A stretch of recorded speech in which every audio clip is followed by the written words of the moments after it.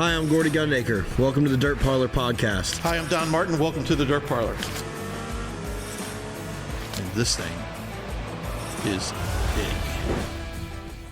Welcome to this week's Dirt Parlor episode. I want to, first of all, thank our partners. I want to thank Steve Martin at Nutrient Ag, Jeff Hoker of Hoker Trucking, Gordy Gundaker of Chucker Customs right next to me. I want to thank Reed Millard of Millard Family Chapels, my buddy Bo Pope Joy Inc. and Hot Rod Septic, and also our other friend there in Knoxville, Tennessee. We're a little fired up tonight. Skinny, Bodies by Skinny, an official Longhorn dealer. And while I'm fired up, I just want to start right off the bat. Let's go right into the goddamn Trophy Cup last week. Some people will like it. I love Kevin Rudin. I think everything you do for sprint car races is wonderful. But when for 2 years in a row now, a guy that's gotten 30 grand hasn't won a race in like 6th grade. Corey Day the year before got the big 30 grand bonus at the end of the week and never won a race. And this week, which I thought was, first of all, I think Cody Gardner going all the way from Benton, Arkansas. A lot of people don't know who he is, but like the people will probably, the guy's going to sell some t-shirts this week at the Short Track Nationals. Yeah. Okay. But before we get into that, then I think it was great that, Myers wins this thing. Joe Myers is from California. He's on the scales, and it's like, they don't want to give him the money. I don't know if you saw a little bit of the video. It's like, even the carver's going, are we done here, or what's going on? To me, it's a weird deal is when you invert an entire field, Gordy, and yet it paid $30,000 to win for the guy that wins the race, okay? I mean, $30,000 win for the guy that wins the points. And then each night, of course, is like $10,000 to win.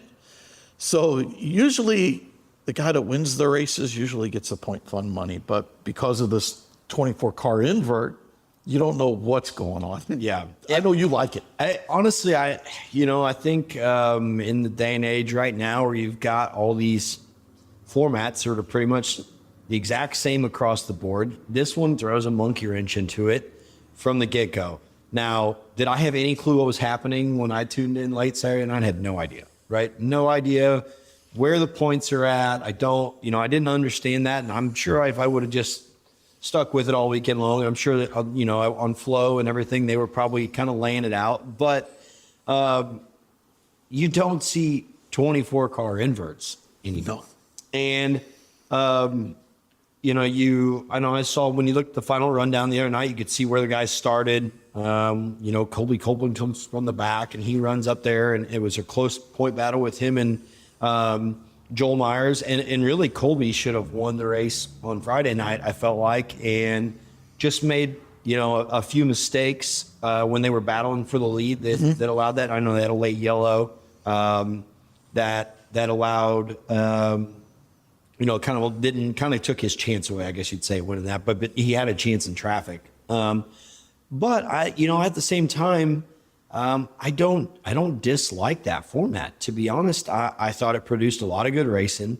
You see a lot of comers and goers in those features, which is what the fans want to see at the end of the day. Now, I'm not saying, Anthony Macri put a show on from Absolutely. the back. But it also makes you run good all 3 nights. You have to push it. And so I think that part of the format is good because there is no Saturday invert at Eldora, right? Where you're trying to hit the invert just right, or guys are laying back a little in qualifying, or trying to, or doing whatever they think they need to do, right? We had RT on earlier this year when he talked about the Roll 100. He said on Friday night, he kind of scaled her back, knew he was going to be right in that little slot to try to hit the invert. So there is none of that on Thursday or Friday at Trophy Cup because you're going, so you got to get as many points as you can. Yes. And they take the best point of your 2 nights. Right.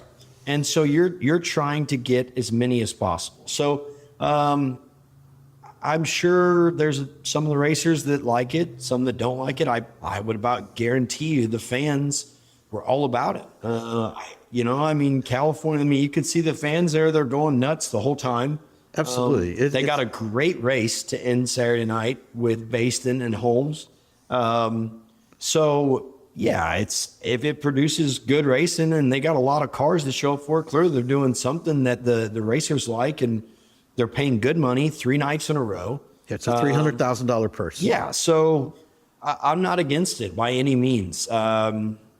Now, do I think they should do that on a national format, like a High Limit or a Outlaws or a Lucas or a World Outlaws? No, I definitely don't. I don't think it would work that way. I think when you put that caliber of talent in the 360 stuff together out there on the West Coast, I think it works great. Well, they get a lot of support, like from the Northwest too. A lot of Oregon and Washington racers come down for that. It's kind of like it. I like the event. I love the event. I was so happy to see Flo jump on this and get this part of it, because I've done the pay-per-view in the past and I enjoy the event. It's not that I don't, but I think it's, for a lot of people at home, I think it's very confusing what's going on a little bit. I know that the year before, like I said, I watched it and I was like, Corey Day just got 30 grand and kind of won the race, got $10,000 on Saturday night, and Corey never won a race any of the 3 nights, and it was kind of like threw you a little bit for a loop when you're trying to figure it out. Yeah. And then I had 2 friends of mine that had no idea that it was a 24-car invert, and they texted me. They're like going, "Did I just hear that right?" It's just like an entire full. I'm like, yes, and they're like, of course they're like you. They're like, game on. Yeah. And don't get me wrong, too. The other thing is, it's really neat about what they're doing there. This is the one thing I love about what they're doing. The World of Outlaws are in the Midwest.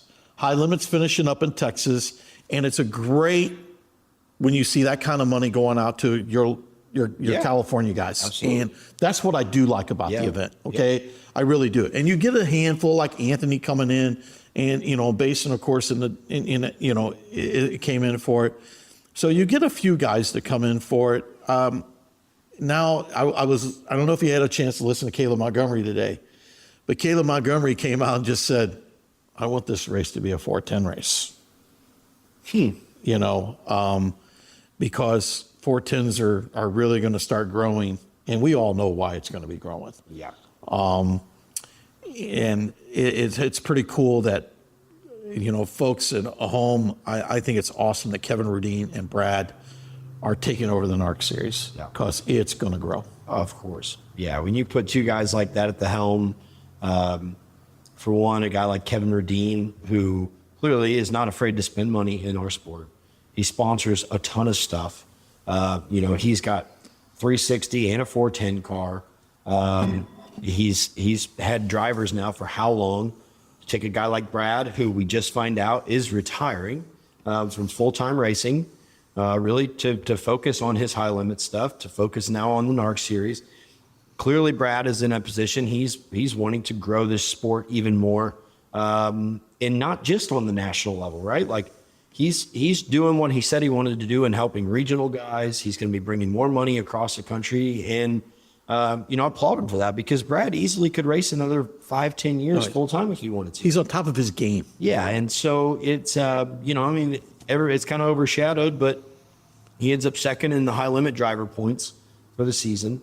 And here he is stepping back from a full-time deal because he wants to continue this passion he has to help grow our sport and keep the sprint car stuff continue in the direction that it's going. So yeah, it's those 2 guys at the helm of that are obviously going to do great things. And you look at the money they put up this past weekend out there. There's a lot happening that's coming from the West Coast. I mean, you're seeing guys now migrating from the West Coast that realize they have the talent to compete on a national level, and that's only going to continue to grow because you're going to get more and more guys, younger guys, or even guys that maybe aren't so much young. I mean, look at what Justin Sanders is getting ready to do, right? Yep. I mean, he's going to be a full-time 410 guy next year. Which is awesome. Going to be out, that's going to be on a national deal. People are so lucky they're going to get to see Justin Sanders race full-time all the way around. I don't think anybody realizes how talented this kid is. The other thing I couldn't help but notice, the Levi Hilliard kid. Drive killer, 15 years old. Right, yeah. That's impressive. I mean, that was impressive. The way he was in Bloomfield, then you hear the announcement that Dylan Bloomfield moving their entire operation to race at Knoxville and Eustis next week. Yeah. I mean, sprint car racing, man, just keeps getting more shots in the arm. I mean, we just keep getting more and more excited. And Gordy, I got to, you're an emotional person to begin with. You're going to tell me that when you saw Brad last night with Speech, did you not get teary-eyed? Because it came from the heart, dude. Yeah, absolutely. I mean, that's one of the things, Brad has poured his heart and soul into being at the very top of sprint car racing, which he has been for almost a decade now. You think about, all the things he's accomplished over his career, where he started, coming from the midget ranks with Casey Kane to then bringing Casey into the sprint car world to winning all these championships back to back to back to back. I mean, it can't be easy to just step away from that, right? Not when you have more in the tank. But one thing about Brad is when he's making a decision, clearly he knows how to make them, right? Whether that be in a race car, outside of a race car, with high limit, with whatever he's doing, he feels strongly about it. And this can't be easy on him. But at the same time, he's got a family. He's got things that he wants to do in life that he's ready for. And if that means stepping out of the seat at a full time and doing it, I applaud him for it. But like I said, I could only imagine the amount of sleepless nights he's probably had thinking about it. And then to get up there and do it at the awards banquet. Yes. In front of all these people who look up to him. A lot of those guys that he's racing with have idolized Brad. And they should. Yeah. And to think that he really is setting a great example for those young guys that are coming up. We heard Dason talk about him earlier this year. Look at Kendra. Kendra talked about how focused and how she told us right here on the show that you guys have no idea of the vision that he has. Yeah, and Brad's very, very intense in his own way. I can remember the first year that they brought High Limit to Tri-City, being out there while we were doing track prep and different stuff for the feature, and how really just at that point he was, hey, we have to make sure we have an entire feature worth of racing. We got to make sure we do this. And if I remember that night correctly, Larson was the Durst dice roll. And one of the things he kept saying to me was, we have to make sure Kyle has an opportunity to get to the front. We want to make this a show for the fans. And Kyle and Rico had an absolute fucking banger that night. And Kyle won that race. And after, we're sitting in mom and dad's office with Brad, and business as usual. He's not too high, not too low, which is what you have to be as successful as a sprint car driver as you are. But at the same time, we're sitting there and, we were really excited about how the race went that night. And it's not that Brad wasn't excited, but it just wasn't like he was over there jumping for joy like we were, Right. But that's just, it's how intense, he is. And that's any guys at the top of our sport. If you meet them and you have a chance to be around them, you understand when they go to the racetrack, they are there to do a job, and that's what they're going to do. So, it's going to be a weird change, I guess, not seeing the 49 Napa, the big cat out there all year next year. But I feel like he's just going to continue to do great things inside the sprint car world. And let's get right into the High Limit. I mean, last weekend you get to Texas Motor Speedway and Rico, man. Rico just flat out. You talk about the pressure was on, everything going into it, and man, he delivered. Yeah. I mean, he delivered. I mean, he doubled up, and he made everybody know that we talked about it all year. He's been the best sprint car probably in the country. I mean, what he races against on a nightly basis against her. Not taking anything away from David Grau. Okay, I'm not taking anything away from it. But what Rico, we all know, the major events, he didn't get them. Right. Okay? We keep talking about that, how, you always talk about the fact that how he has not won the Kings Royal in Knoxville is beyond us, right. But at the same time, it just you could just look at this championship, what it meant to him. Yeah. He was full of piss and vinegar. Yeah, absolutely. And our guy Wrightson came to play too. Texas, we figured Texas was coming up, and Rico just let everybody know, like, I'm the new sheriff of town. That Friday night ass kicking he gave out was pretty impressive. Hell, they didn't even show him for most of the race. He was so far out there, and it wasn't like he just started on the pole and drove off. He was dominant from the beginning of the night to the end of the night, and I think one of the things, obviously, that really helped him in that corner, right, is having a guy like Ricky Warner. Absolutely. Right, going in there. Ricky's done this time and time again. I'm sure he was a great coach to Rico all weekend on probably relaying the confidence that he had in him. Hey, I can only imagine just pretty much it was probably business as usual, I guess you'd say. But you could tell Rico had a little more on his mind there, right? You could tell the way he was driving. There was really, I don't even know if he made mistakes. I can't really think of one when we were watching that he messed up at any point in those races. He picked right through lap traffic. And so really it was impressive. And it's so cool to see. I think Rico is easily the fan favorite. Absolutely. Long before this championship. I agree with you. But Rico is the guy that is in the pit area. He's hanging out with the fans. He's not getting out and getting booed. You see the way his competitors respect him. Dude, he's a bad motherfucker at the end of the day.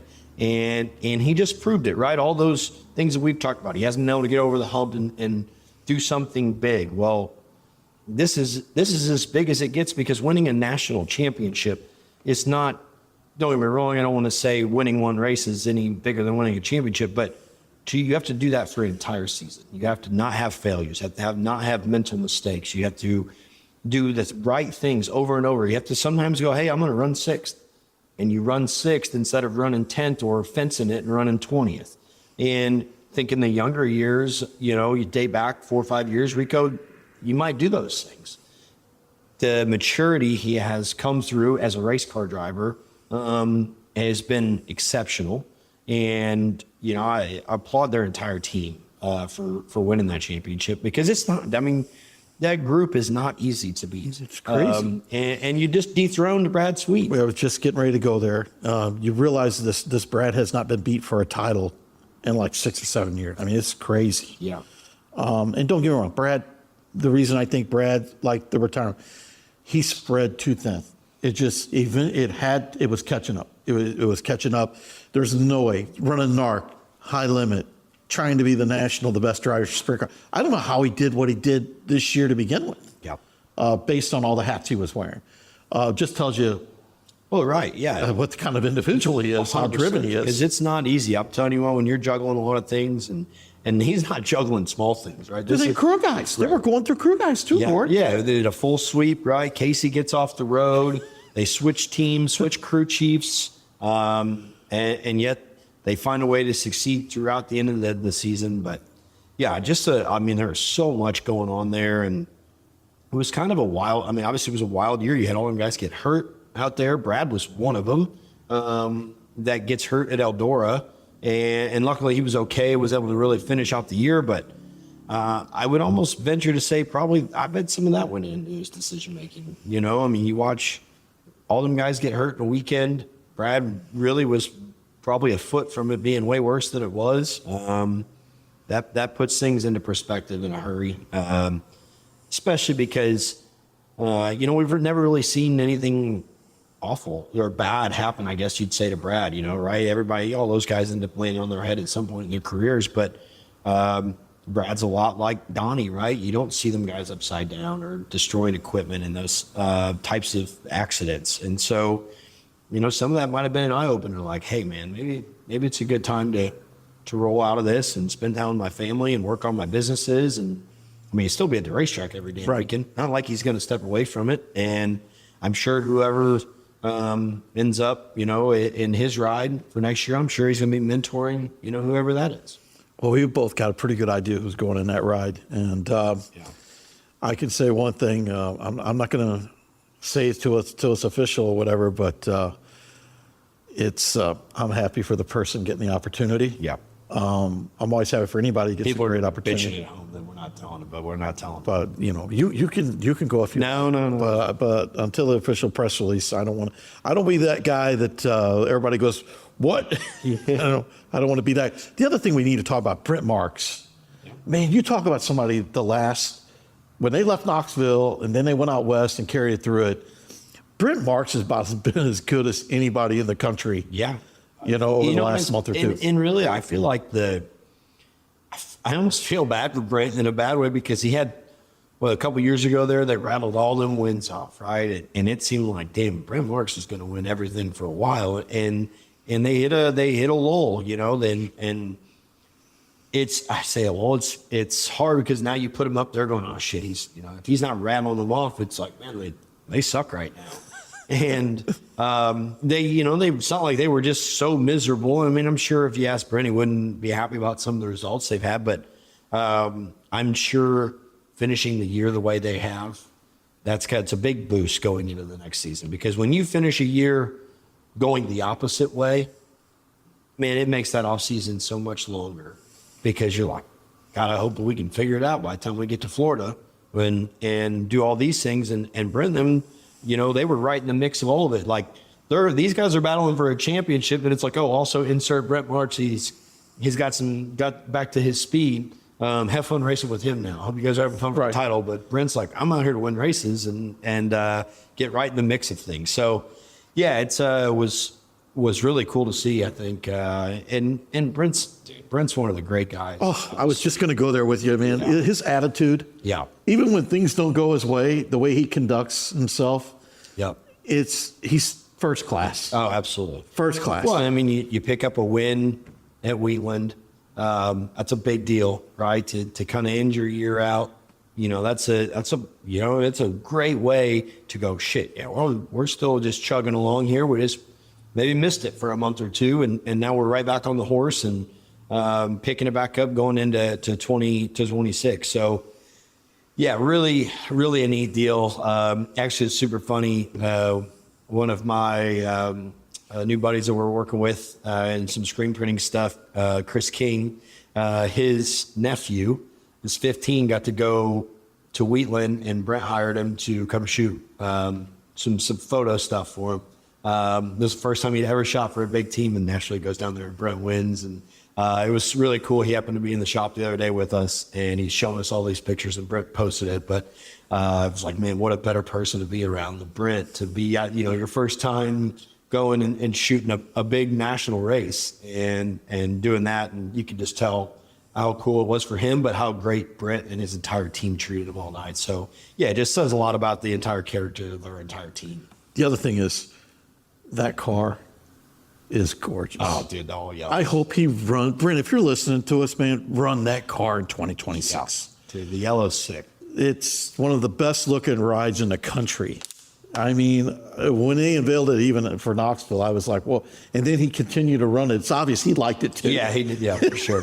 For sure. So now that we've kind of got the high limit stuff out, and congratulations to all the guys in high limit, man, with Aaron getting in, in the point title with the owner's deal, getting in there. But, Rico, and I was kind of glad to see, like, I didn't want any controversy too, like a driver championship and an owner championship with the Astros, stuff like this. So, we both know Aaron's going to get healthy, and man, he's going to be a force next year too. Yeah, absolutely. Man, high limit's going to be. It's exciting to see kind of where they're going. Even with Brad's kind of moving his own different way, there's still going to be a lot of heat, and there's so much young talent on the high limit series. The Chase Randalls, and Tanner Thorson is only going to get better and better, and all these guys.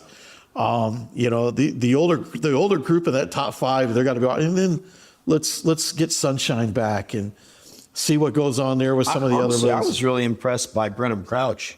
Better and better. Has been, really stepped up their game as well. That's one of the things I feel like I've noticed. Like they seem to be putting together nights now. There you kind of maybe see a flash here and there, and long features he would fade out, but it has not seemed to be that near as much. So you can tell he's learning a lot being on the road. So it's going to be I mean, hell, you're going to have a lot of guys in the mix next year come 2020. And of course, Persley as well. I mean, it's just, yeah, it's going to be, they've got a great group of talent that they're just building on. I mean, hell, they're a great event to go see wherever they're at in the country. Yeah, and we didn't even talk about Justin Peck. You know what I mean? We know that we saw Justin when the season got started, what he did in Florida, and we thought that was going to carry all the way through the year, which we know how good he is. Yeah.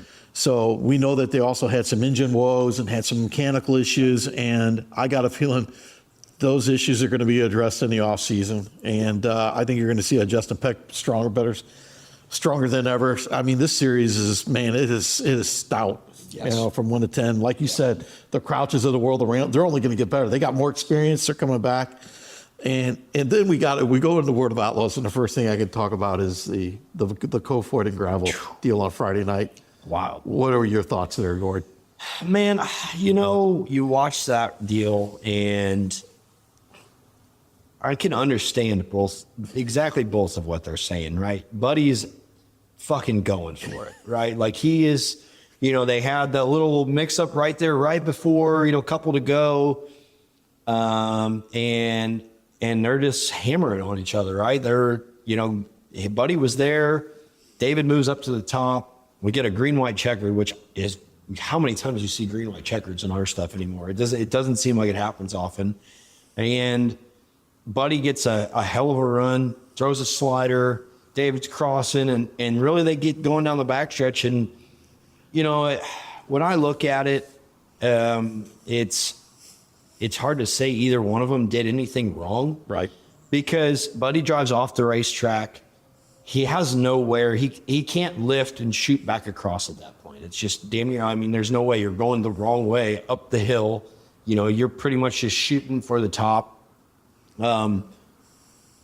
Do I think David knew he was going to be there? Absolutely. I think he knew. And I just don't think he gave a shit either. You know, I don't want to say because really David didn't just run him over, mind you.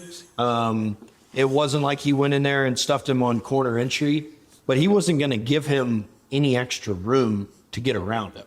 Just so it was, you know, 2 more foot forward, and Buddy probably clears him, and he actually probably runs over David's right front, probably spins David out, and then we're talking about this completely different. So Vecito wins. Yeah, right. And so, yeah, I think it was a racing deal. At the end of the day, 2 guys going really, really hard for a win. That's what they're doing. I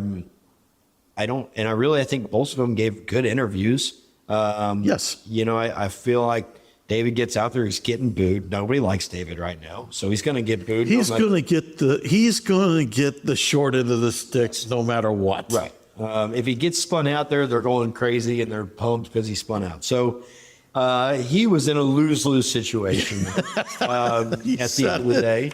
But yeah, I just didn't see really anything too wrong with what either one of them did. You know, Buddy really gave a great interview and said he just felt bad for his guys. So he wanted to win for them and his whole team, and really handled it like a professional. And could have very easily got on there and said that David run him over and all, you know, and he just didn't do that. And I think that comes from the respect Buddy has for David. I also know that clearly Buddy's he's had a great year, right? Oh, and maybe he felt bad because he took all of Todd's money at Husitz this year, and thought, well, I can give him a little bit back, right? I didn't even think of that. Right, but yeah, just dude, it's 2 of the best guys in sprint car racing, giving 150% right there. They didn't give each other any room, and that's just fucking part of it, you know? I mean, I don't know, you know, that's like, people are going to pick their sides on social media, whatever they want to do. The armchair quarterbacks will tell you what David should have done. They'll tell you what Buddy should have done or whatnot. The reality was they were both in the situation they were in going on the backstretch, and neither one of them was going to give an inch. And something eventually has to give. One of the things that I appreciate watching David is here's a guy that's locking up the championship, and he is not conservative. No. He is going for W's. Yeah. And I love it. Yeah. Well, don't get me wrong, that's what he's paid to do, right? David is paid to win races. He is not on cruise control. No. And as you shouldn't be, right? None of his guys would be happy if he just gives Buddy a lane there and gets past. Yeah, I don't think couldn't imagine going back to the pit area and telling Cody Jacobs, I just didn't really want to crash our stuff. I probably wouldn't want to tell Todd that either, because Todd's like, motherfucker, we got 10 of them sitting back here, right? We're here to win. So, yeah, that's a like I said, those guys are going after it, and David wants to win races and try to set himself up there on the records of World of Outlaw wins and those types of things. So, yeah, it was interesting. To say the Big least. crowds. Dude. Yeah. Putnamville was packed. Yes. And then last night at Angel Park. Yeah. I mean, when I was watching Hot Laps, I was like, wow. Yeah. I would, Angel Park too, honestly, after, Sheldon gets to the lead and you could already tell it was rubbering up in the top of 1 and 2 and thought, oh, great, here we go. We're just going to get a train race and it's going to be terrible. And it looked like it just started to do the same in 3 and 4. And then it was almost like it built 2 lanes of rubber. Schuhart got to absolutely moving there at the end. And right when you thought it was all over with, Sheldon's 2.5 seconds out. You look up and Emerson's on his doorstep, and here comes David, and here comes Logan. It really ended up being that's what I told Savannah last night we were watching it. I said, that was a great rubber race for what it was. Like I thought it was just going to be terrible. I did think it was kind of ironic, right? You sit there, Ripper gets fired out of the 17. He's helping Axum. Sheldon's got no crew. Right. Basically. And you hear Sheldon's new crew chief, Kyle, give an interview talking about how, Ripper had everything here and organized, and it was pretty easy to take over, except that they switched to Penske shocks. I did catch that. And then Emerson talks about how great Ripper's been, and they've turned their team around, and it's just a wild deal. And really, the worst one I felt for in that whole moment is Sheldon, right? You could just tell it didn't, it sucks for him at the end of the day, right? They build that entire team together, with Ripper the last couple of years, and his crew guys with him, and now he's got a completely new set, and he's trying to juggle all that, and obviously he's moving on next year. They announced very professional. Very both the way Stenhouse Marshall Racing have handled it, yes, and the way Sheldon has handled it. Yeah. It's been very professional the way everything's been done. Yeah. Nobody's calling anybody out, and they're moving on. And I'm excited to see what Spencer does. Yeah. He brings a different mindset. Yeah. It's tricky. Well, it's hard right now. I think I saw it on earlier when they announced Spencer going to SJR. And it was a lot of social media bashing about Spencer's what I kind of read. I got the same way. And that's the one thing I do think I hate about the social media stuff, right? A lot of people will count these guys out long before they ever even give them a fucking shot. Yeah. And they're already. I read the same thing. He's terrible. I don't know why they're doing this. Won't make it to May. Right. I hate that. I guess it's probably even harder on their side, right? The sprint car side is way different, right? It's a lot more hired guns, and sometimes you need a change of scenery, right? You need a new mindset. You need a new crew chief or a new team, and things change up. Your confidence levels change going into it, right? Spencer's got to spend a lot of time with Paul Silva, and I'm sure he's learned a lot here in this last month or so, racing with Paul. And just probably enjoying that time, right? It's not everybody breathing down his neck. And I felt like he actually helped his stock here recently. I agree. Right? And I'm not so sure that didn't play into some of this move of bringing Basin in because, obviously there's a lot of guys out there switching rides and doing things. And, Ricky obviously has only had Sheldon, right? So you're kind of moving on from that. And Sheldon has always been a win it or wear it type guy, right? Mm-hmm. He is a go for it. And I think that's obviously why Ricky loved Sheldon when they started, right? When Ricky ran sprint cars, it was either he was going to win or he's getting carried off on the record. And so, now I think everybody, right? All those guys are getting a little bit older. They're changing. And I think it's wrong to count Spencer out before the year even starts. We're not even close to the year's not even over here, and we're already counting them out for 26. So I think it'll be really good. Obviously, Ricky and Jennifer and Richard and all them over there have no problem funding that team, right? They want to make sure it's the very best, and Lauren with NOS gives them a lot of stuff to continue that team on. So you put somebody like that in a ride and give him the big opportunity of having all the pieces to the puzzle. You have no idea what's going to happen, right? It's not like Spencer's not a talented race car driver. It's just he's replacing a guy that we all know that Sheldon should have been. That team should have done better than what they did.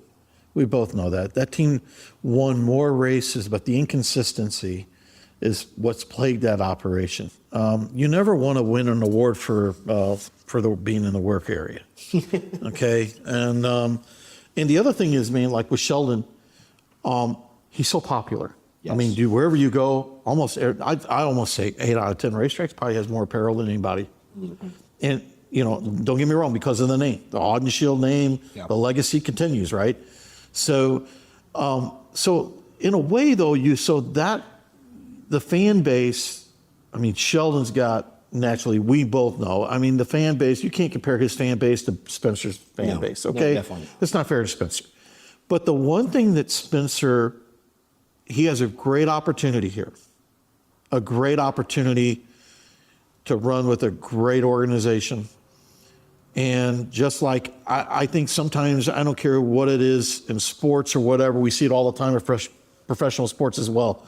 Sometimes, man, it's time to do something different. Yeah. First of all, applaud Sheldon, Ricky, and the Marshalls for staying together as long as they did. That's the one thing we don't talk about. Right. How about the fact that the longevity that they had when all these crazy, silly seasons are going on everywhere, and yet the most popular name in the pit area has been with the same team for damn near a decade. You know what I mean? So, kudos to them. Yeah.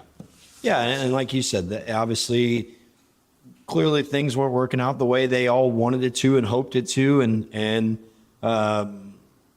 sometimes that's just part of it, right? You struggle for the last 2 years, and sometimes you just got to make a change, right? And maybe it works out great for both of them at the end of the day. And you think into what obviously we all know Sheldon has the ability to win these races, right? They've proved it time and time again.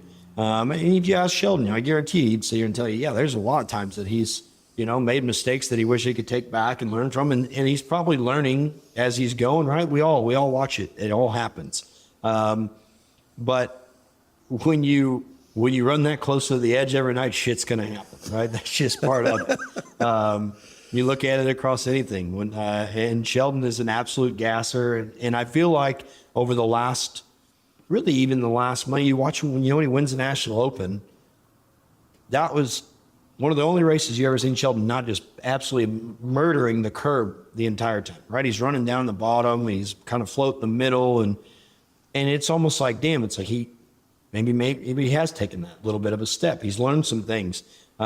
And you watched last night, he ran a really good race, and Perfect. He about screwed it up on lap 4. He gets in the turn 2 fence, trying to pass David, and then the next lap he makes an adjustment, turns a little bit further down the racetrack so he doesn't put himself in a bad spot.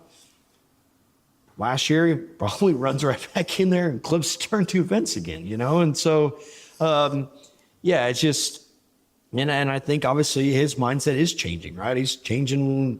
He's wherever he ends up next year, which we don't know where he's going yet, but wherever he lands, he's also going to be a newly hired gun, right? He's not in a comfortable seat anymore. So, it's going to be interesting to see where he ends up as well. Obviously, him and Ripper are going somewhere together. Yes. Clearly Ripper knows what he's doing. It's obvious. And he's been all over the place, from hot tubs with Danny Dietrich, and he's been now with Axum, and this guy's he's like a rock star right now. Well, and what's crazy is it's funny.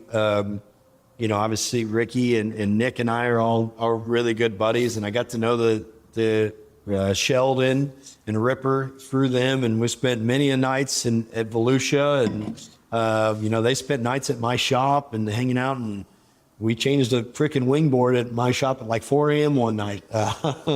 So it's I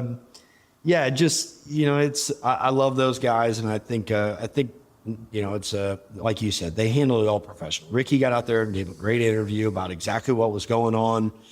Sheldon goes out here, wins a race, wins national. He's not going to be there. He's winning races. Yep, and is holding up his end of the bargain. He could have easily just mailed it in and said, "Hey, whatever." I'd be the first one to say. He's done good job. on those guys. Good for all of them. Clearly, it's not a fiery breakup over there where the shit's hitting the fan.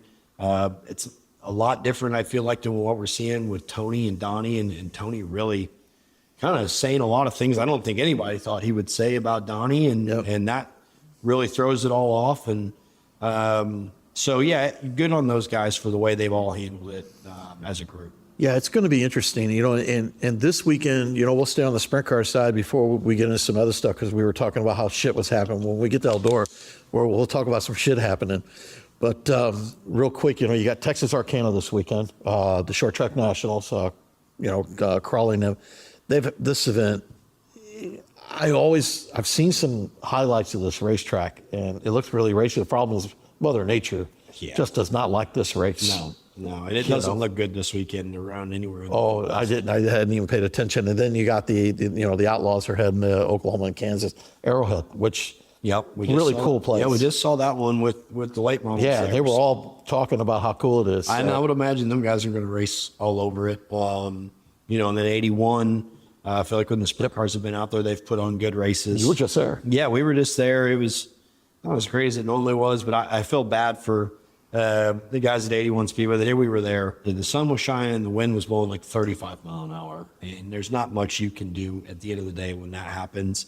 So that was unfortunate, but it's a really, really good racetrack. Honestly, it really is. And so the Outlaws are in for 2 really good nights this upcoming weekend. Hopefully, Mother Nature plays nice. You get into this late October stuff, and it's just an absolute dice roll on if you're going to get a race in or not.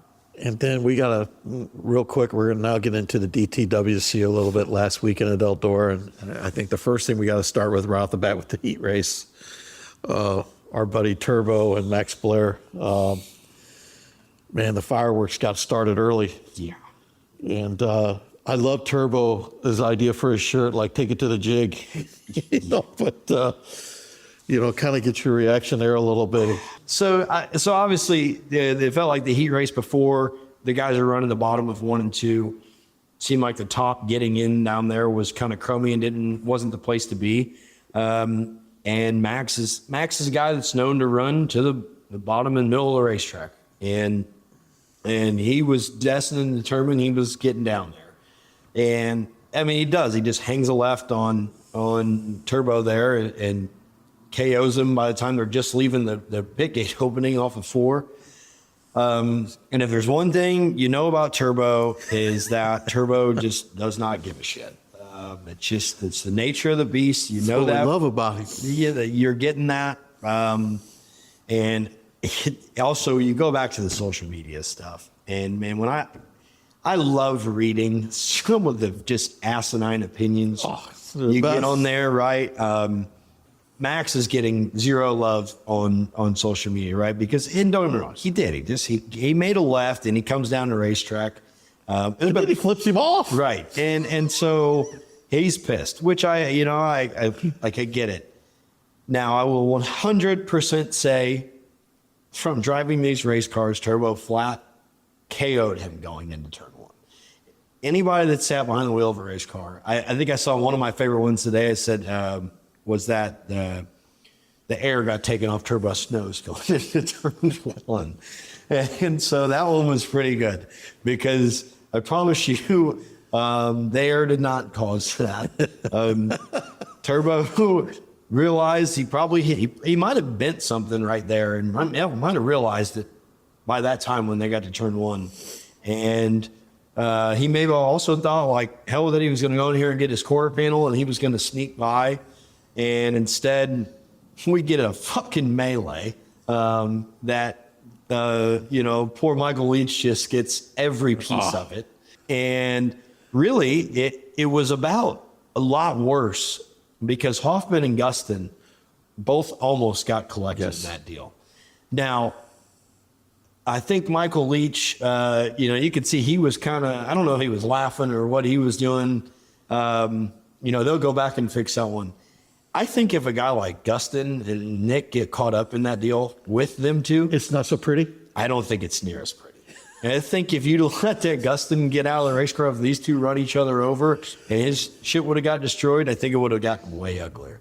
I'm not saying there would have been fists thrown right there on the racetrack, but it very much might have been because they were all to red and everybody's out of the race car. I really thought Turbo and Max were about to. I did too. Yeah. When Turbo got on top of the car, I was like, this could be on. And so, I mean, I understood why both of them were mad, right? I think all the initial stuff is definitely on Max in that moment, right? Anybody can see that Max goes left, right? That's just was the reality of it. But a lot of guys, maybe they're pissed in that moment, are probably not just going to gas up and turn right and aim for the left rear and shoot through. Especially, don't get me wrong, they're still running second and third right there at the beginning of the heat race. It ultimately ends up ruining Turbo's weekend. But once again, we all know that's Turbo, right? And Eric and their entire team up there at Best Performance and that, they're good with it, right? Because Turbo, that. Going in, if I go into a corner and Turbo's to my right and I'm thinking of sliding him, if I don't clear him and I land on him, I'm either getting parked or I'm getting hammered back the next corner. It's just the reality of it, right? So you gotta you kind of stick your hands where you want to play and stick your hands where you don't want to play, right? And that was one of those situations that Turbo just said, fuck it, I'm going to go ahead and wipe this one out right here. And they did. And obviously causes a huge shitstorm, right? Oh. And one of the things I do love about Turbo, the social media posts, the fun meter being maxed and all this shit. Yeah. I mean, I absolutely love it. I'm going to sign bikinis and I'll go to the sewer. I don't know if you saw today, they made the donation. They sold the door on Saturday for $1,111 to a guy. Oh. And Turbo donated it as Turbo Tyler Erb Max Blair Motorsports. I mean, it's comical. That's what I like about him. You make the most out of you make the most out of a situation. And so, it's. Gordy, did you see his racing uniform too? The little thing. Yes. I mean, come on, dude. The guy, he's so creative. For the last 4 or 5 years, that's when, he had the cowboy uniform. He's got the black and white striped jail uniform. It's awesome. Just, he's unapologetically himself at all times. Absolutely. Which you can't hate about a guy. We need him. 100%. Yes. We need him. He's great. Don't you ever change. Yeah, he's great for the sport. He's wild. He's hanging it all out there. He'll blow the deck out of it. He'll run you over. That's, like I said, when you line up next to him, he's a loose cannon, and you don't know when he's going to go off. So it was a far cry difference from the High Limit Championship weekend to the late model weekend. And let's talk about that a little bit. Getting down, to the championship. Basically it came down to RTJ and Devin. But still, what folks need to understand though a little bit is still was even for JD, it was a $200,000 weekend, $100,000 to win race, and then fourth paid, such good money in the points still. Yeah. So still a lot of money out there for those guys, and you got to give Devin credit, man. I mean, he kept his nose clean the entire weekend, and did what he had to do. Yeah.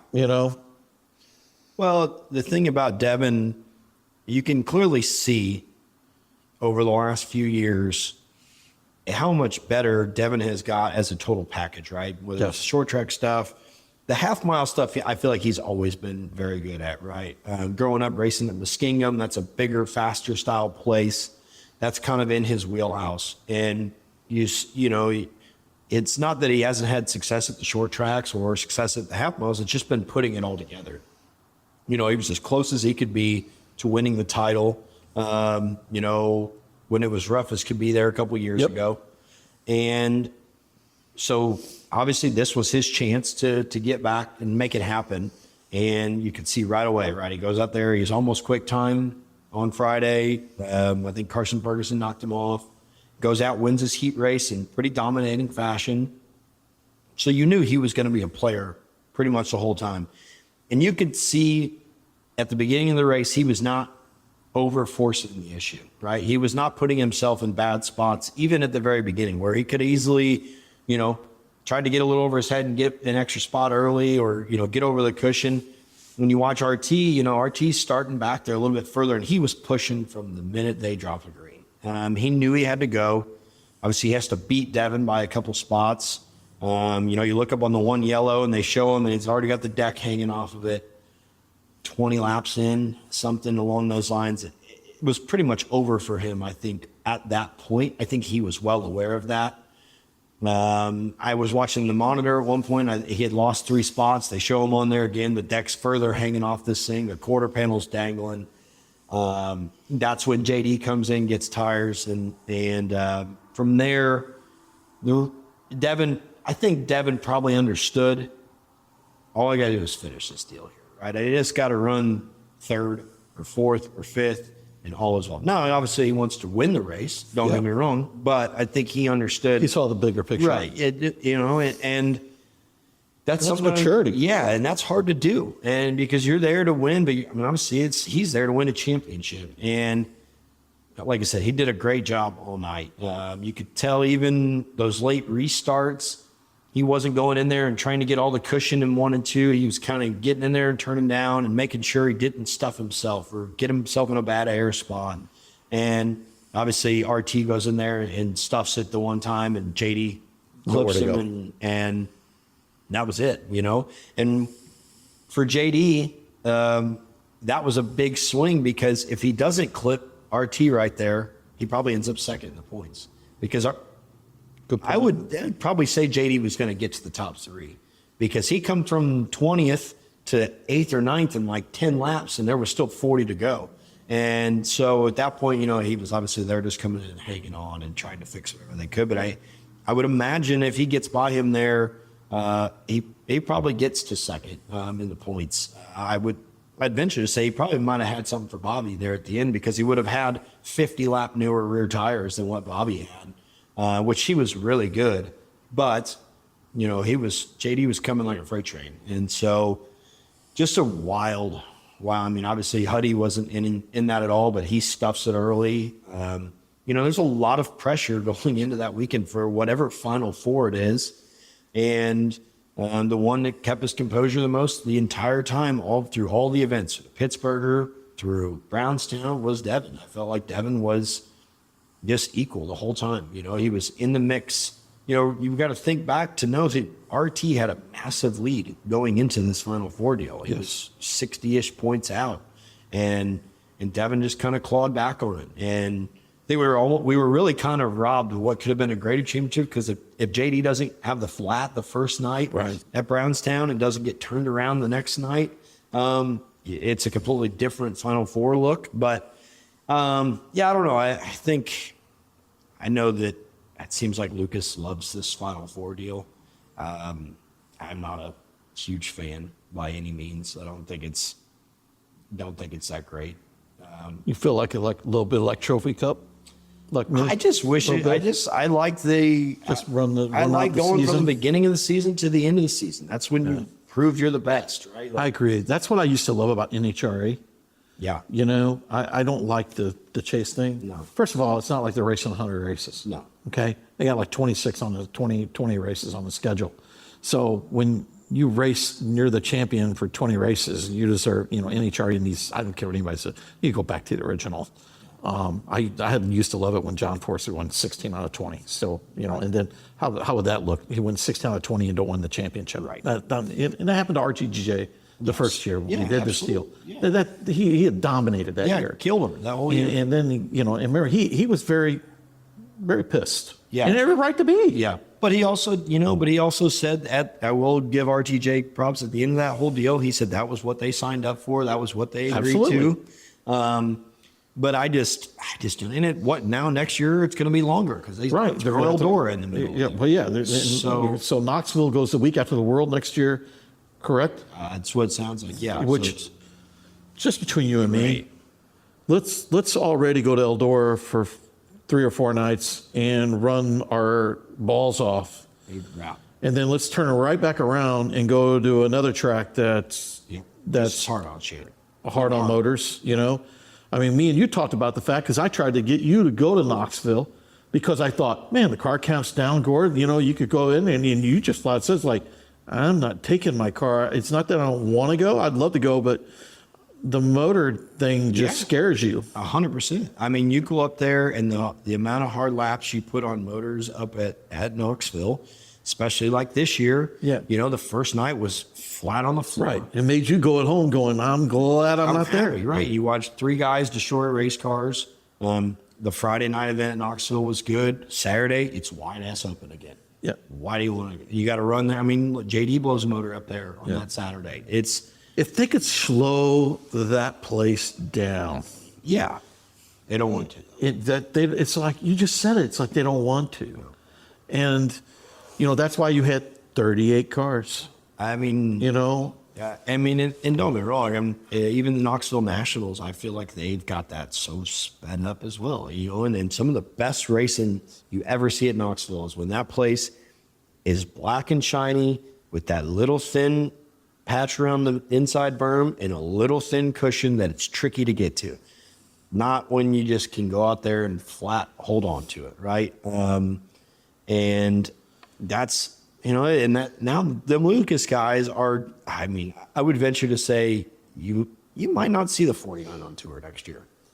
I don't know. I wouldn't be surprised. I just don't see him after this deal. I just don't. For what? There was a couple other things that went on with him too, and I didn't blame him for not sounding me like, and I'm not going to get into it. Yeah. We both know, but it sounded like there were a few things that were not done right. Right. Well, I think I don't remember where they were at, but he voiced his opinion somewhere and pretty much said that, you know, we got officials up here that say we're not making calls, but we're making, you know, so clearly they're not maybe all that thrilled. And Right. You know what, JD, the bottom line is, you know, JD is about getting at it at the age that he's at, the maturity level that he's at. He is our Scott Bloomquist right now, in my opinion. I don't care what anybody says. I'll debate it all day long.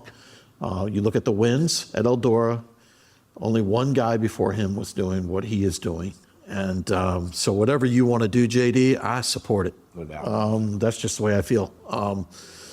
The other thing is, like, we talk about this, and is 3 majors. Now, actually, it's going back to West Virginia Motor Speedway, which I think is good, and they're shortening it up. It's fine. But the other thing is having the dream and having the world and having the DT. So it's a little much, isn't it? You know, and I think the Friday night crowd showed that, right? Saturday it looked like there was a good crowd, and for anybody, I mean, it's hard. You look at Eldora because the place is so big, right? So they had a good crowd. So they had a good one, but man, it's just I just don't. I guess I don't understand it. Going, okay, well, you've done all this. You know, when you go to Eldora, if you're there 2 days, you feel like you're there 5. When you're there 4, you feel like you're there a month. So now, you know, you're going back there again a month later after the World. And, you know, like, I mean, how you look at it, don't get me wrong, Eldora is great, but, dude, it's hard on shit, too. And you look at it this weekend, and especially when you're putting these races at super high leverage races, right, where they're championship implications, you're putting guys in spots where this crazy shit, like it happened this weekend, is going to happen, right? You have to run Eldora on the ragged edge if you're going to go and be good there, right? That's just the way you have to race that place. And now you're putting guys in, you're trying to race for a title, and you're putting these guys almost in bad spots to go do it. And I don't know. I just don't agree with it going back to Eldora in October, but clearly they love it. They're all about it. And it is it is the most prestigious place we race at. Absolutely. So yeah, I guess it is, at the end of the day, it is cool to be part of that. I guess for the Lucas series to say, yeah, we have Eldora on our schedule for, one of our playoff races. But I would venture to guess that a lot of them guys would rather not be going there, because you go to Eldora to win, right? Like that's why you want to go. When you're in these points battles and you're having to play situations, I mean, it's just, I don't know, it takes it out of it for me. I'd rather see them do what they're doing, I guess, and finish out at, West Virginia Motor than do it at Eldora. But that's just not my call, I guess. So. It's going to be really interesting to see with the new playoff system. It's obvious they like the playoff system. Otherwise, they wouldn't be coming back with it again. And, I don't want to take anything away from Bobby Pierce, too. Bobby Pierce drove a great race Saturday night. He came midfield to get her done. He passed a lot of great race cars.